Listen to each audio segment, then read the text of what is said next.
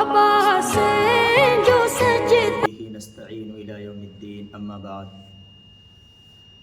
फ़अऊज़ु बिल्लाहि मिनश्शैतानिर रजीम बिस्मिल्लाहिर रहमानिर रहीम क़ाल अल्लाहु तबारक व तआला लक़द रदियल्लाहु अनिल मुमिनीन इज़ युबायिऊनका तहता अश-शजरति फ़अलिम मा फ़ी क़ुलूबिहिम सदक़ल्लाहुल अज़ीम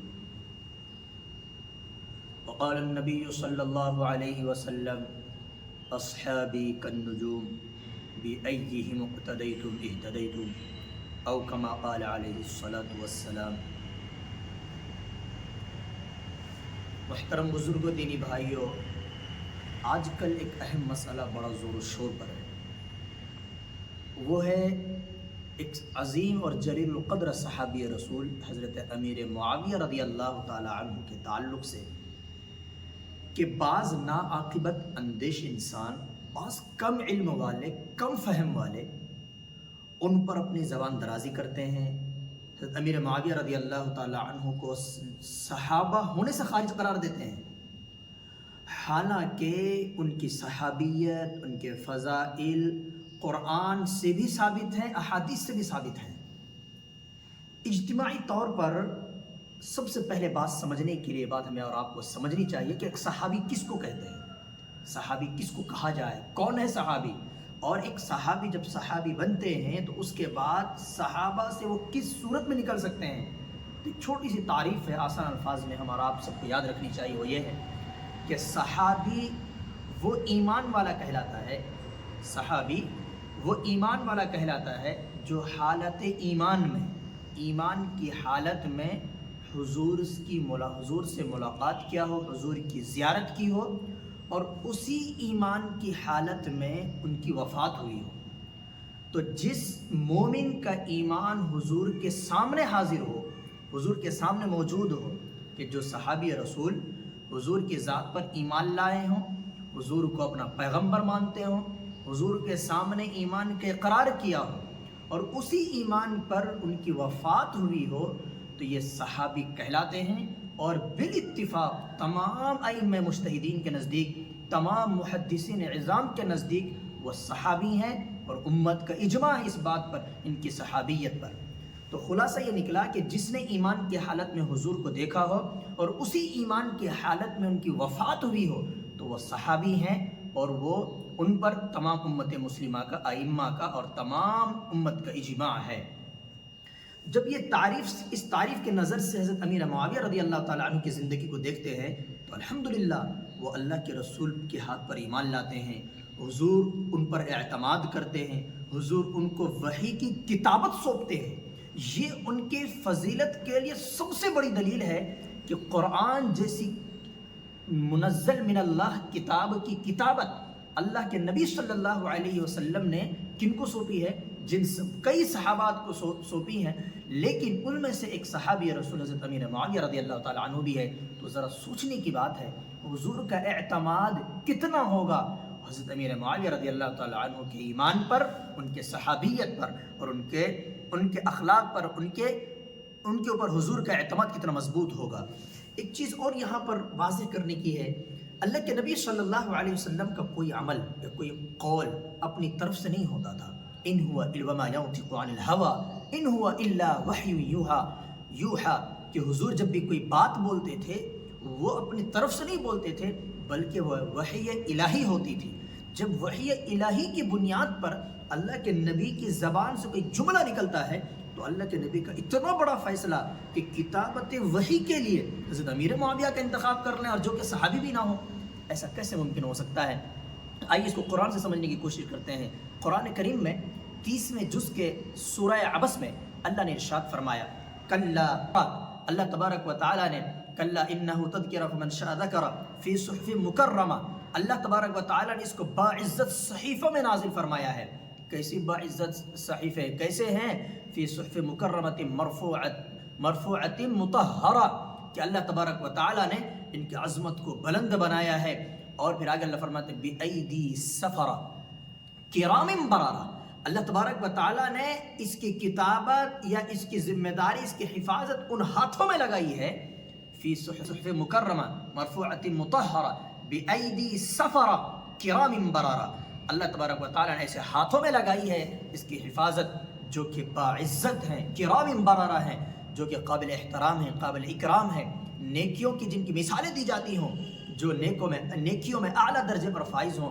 तो जब इन आयात के नज़र में हमें क्या मालूम होता है? कुरान की हिफाजत के उसूल पता चलता है कि अल्लाह ने कुरान की हिफाजत किन हाथों में दी है।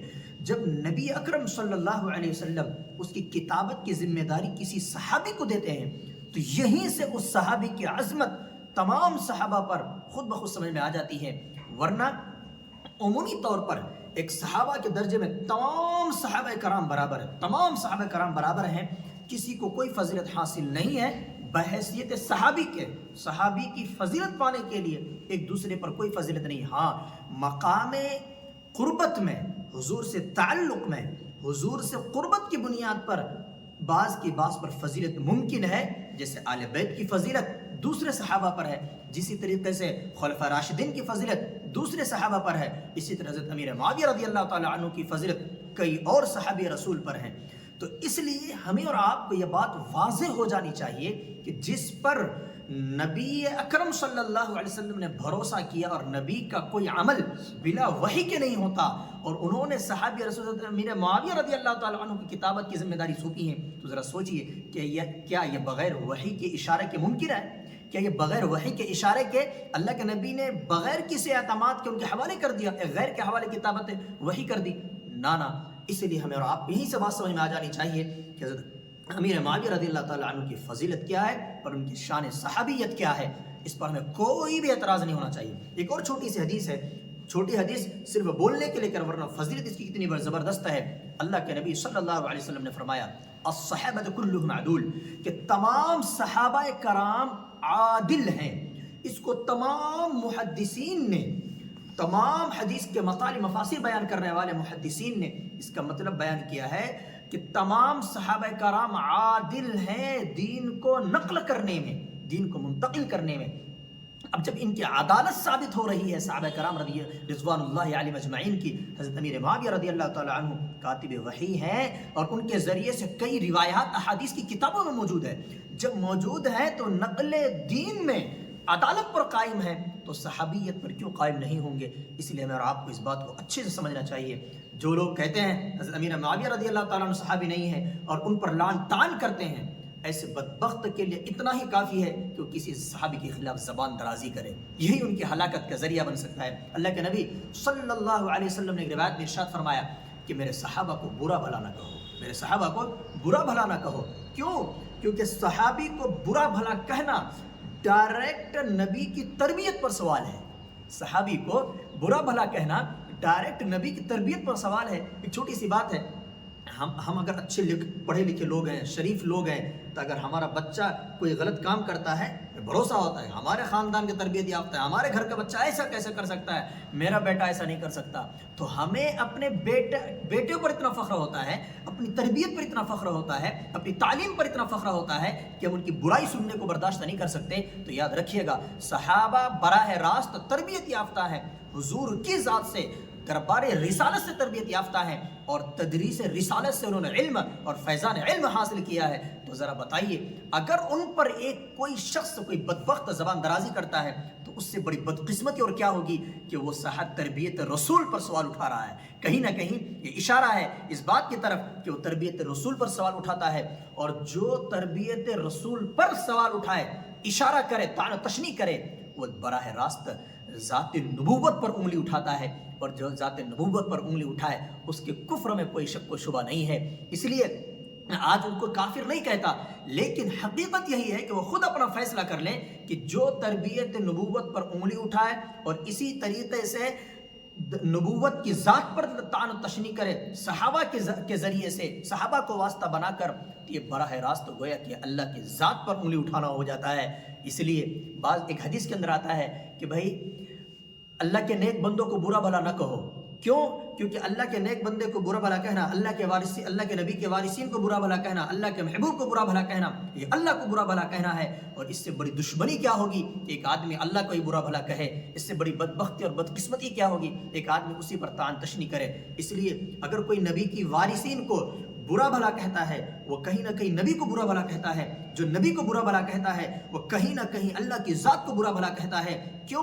کیونکہ جو سلسلہ ہے، تعلق ہے، ایمانی ہے، علمی ہے، اور ایمان اللہ کی ذات کی طرف سے ہے، علم اللہ کی ذات کی طرف سے ہے۔ جو اس پر کلام کرے گا، جو اس پر اپنی زبان چلائے گا، وہ اللہ کی ذات پر تنقید کرنے والا ہوتا ہے، اور ایسا شخص محروم القسمت ہوتا ہے، اللہ کے فضل ایمانی سے محروم ہوتا ہے۔ اس لیے ہمیں اور آپ کو اپنی زبان کو کنٹرول میں رکھ کر، اپنے عقل کو صحیح جگہ سیٹ کر کے یہ سوچنا چاہیے سنجیدگی کے ساتھ کہ جن کو اللہ تبارک و تعالیٰ نے رضی اللہ عنہم ورضوا عنہ کا سرٹیفکیٹ دیا ہے، پروانہ دیا ہے، ایسے صحابہ کی جماعت پر، اس میں سے کسی ایک صحابی پر میں طعن و تشنیع کروں، یہ ہمارے لیے بدقسمتی، محرومی ہے، اس کے علاوہ کچھ نہیں ہے، ہماری آخرت کی تباہی ہے، اور اس کے علاوہ کچھ نہیں ہے۔ اور ایک چھوٹی سی بات ہے، حضرت امیر معاویہ رضی اللہ تعالی عنہ کے بارے میں جو زبان درازی جنہوں نے شروع کی ہے، جن بدبختوں نے، خوارجیوں نے اور اسی طرح سلفیوں نے، وہ یہاں سے شروع کی ہے کہ حضرت امیر معاویہ رضی اللہ تعالی عنہ کا خلافت کے باب میں حضرت علی رضی اللہ تعالی عنہ سے ایک اختلاف ہوتا ہے۔ تو یاد رکھیے، اسماء الرجال کے اندر ایک ضابطہ آتا ہے کہ جن صحابی کا جو ایک لیول، ایک دائرہ ہے، یاد رکھیں آسان الفاظ میں، ایک دائرہ ہے اللہ کے نبی صلی اللہ علیہ وسلم نے کھینچا ہے اللہ کے حکم سے، ایمان اور کفر کا، ایمان اور کفر کا ایک دائرہ ہے۔ ایک ایمان والے ایمان کے دائرے میں ہے، اور غیر ایمان والے ایمان کے دائرے سے خارج ہے۔ اس ایمان والے میں دو دائرے ہیں، ایک عام مومنین کا ہے اور ایک صحابہ کا ہے۔ تو جو صحابی کا دائرہ ہے، کوئی بھی ایمان والا پوری زندگی چاہے اعمال کے کتنے ہی درجات پر کیوں نہ چڑھ جائے، کتنوں ہی وہ پابندی شریعت کیوں نہ بن جائے، کتنوں ہی اصول شریعت کا ترجمان کیوں نہ ہو جائے، لیکن وہ اپنی محنت اور مجاہدے سے وہ صحابی ہرگز نہیں بن سکتا۔ بلکہ جو صحابی کی تعریف ہے نا، کہ جس نے حضور کو ایمان کی حالت میں دیکھا ہو اور حضور اسی ایمان پر اس کی وفات ہوئی ہو، ایمان کی حالت میں ہی اس کی وفات ہوئی ہو، تو یہ شخص صحابی رسول ہے۔ اس کے علاوہ بعد کے، حالانکہ حتیٰ کہ ائمہ مجتہدین بھی وہ فضیلت کو نہیں پا سکتے جو ایک صحابی رسول نے پایا ہے، کہ جس طریقے سے حضور کی فضیلت تمام صحابہ پر ہے، اسی طرح ایک ادنا صحابی کی فضیلت تمام امت مسلمہ پر ہے۔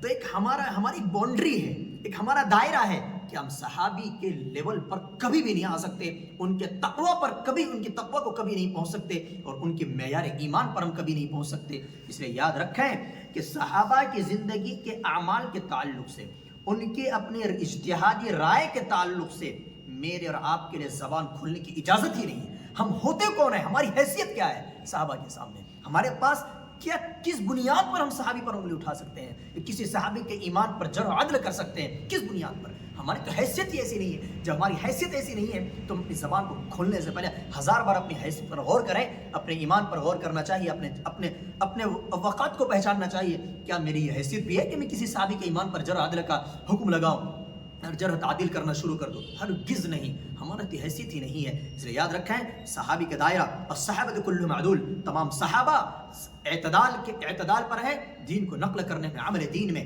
جو حضرت امیر معاویہ رضی اللہ تعالیٰ عنہ کے اختلاف حضرت علی رضی اللہ تعالیٰ عنہ سے ہوا ہے، وہ اختلاف اجتہادی تھا، ائمہ مجتہدین نے بیان کیا ہے، ائمہ محدثین نے بیان کیا ہے۔ تو میں اور آپ جو نہ حدیث کو صحیح سے ڈھنگ سے پڑھنا جانتے ہیں، نہ سمجھنا جانتے ہیں، بتایا جائے عمل کرنے کی توفیق نہیں ہوتی، ہم جیسے چپدی کے شوربے، ہم جیسے لوگ اگر حدیث پر کو سمجھ کر کے اس پر حکم لگانا شروع کر دیں اور صحابہ پر کلام کرنا شروع کر دیں، یہ سمجھ میں نہیں آتا ہے۔ انفن فی الماء و استن فی السماء کے مترادف ہے کہ ایک آدمی جس کی کوئی حیثیت نہیں ہے وہ بڑی حیثیت والوں کے بارے میں کلام کر رہا ہے۔ تو اس لیے یاد رکھیں، علم میں ہم تک جو دین پہنچا ہے وہ قرآن و احادیث کے ذریعے سے پہنچا ہے۔ قرآن و احادیث کے ماہر علماء، دقیق علم رکھنے والے، عمیق علم رکھنے والے ایسے علماء نے کسی ایک عالم کا ان اصولوں پر، اور صحابی حضرت امیر، خاص طور سے حضرت امیر معاویہ رضی اللہ تعالیٰ عنہ کے صحابی پر کوئی جرح نہیں ہے، کوئی کیا کہتے ہیں تعدیل، جرح تعدیل کی بحث نہیں ملتی ہے۔ بس وہ واضح کرتے ہیں کہ صحابہ کے خلاف اپنی زبان چلانا یہ ہماری ایمان کی محرومی کی علامت ہے۔ اس لیے ایک دائرہ ہے وہ صحابہ کرام کا، ان کو دے دیا جائے۔ ہمارے لیے اللہ کے نبی صلی اللہ علیہ وسلم نے فرمایا اصحابی کالنجوم، کہ میرے صحابہ ستاروں کے مانند ہیں، بِأَيِّهِمْ اقْتَدَيْتُمْ اهْتَدَيْتُمْ، تم جس کی پیروی کر لو گے، جس صحابی کی پیروی کر لو تم راستہ پا جاؤ گے۔ کیوں؟ اس لیے کہ صحابی دین پر چلنے میں، نقل دین پر اعتدال پر ہے، اور اعتدال کے راستے پر چلنا یہ ایمان ہے، یہی صراط مستقیم ہے۔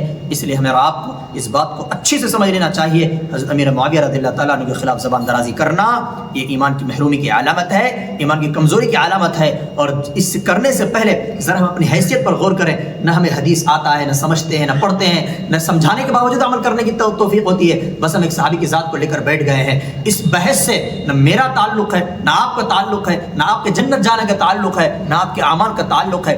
آپ کا تعلق آپ کے عمل سے ہے۔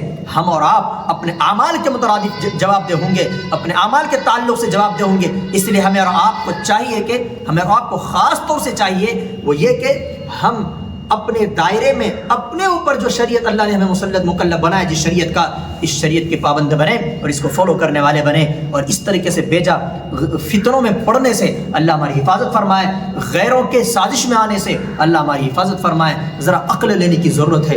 آج جس دور سے امت گزر رہی ہے، جن فتنوں کے آج ہمیں چیلنجز ہیں، ان فتنوں میں ہمیں کن مباحث پر بحث کرنی چاہیے، کن عنوانات پر کلام کرنا چاہیے، کن اصول پر ہمیں بات کرنی چاہیے، اور کس نظریے پر بات کرنی چاہیے۔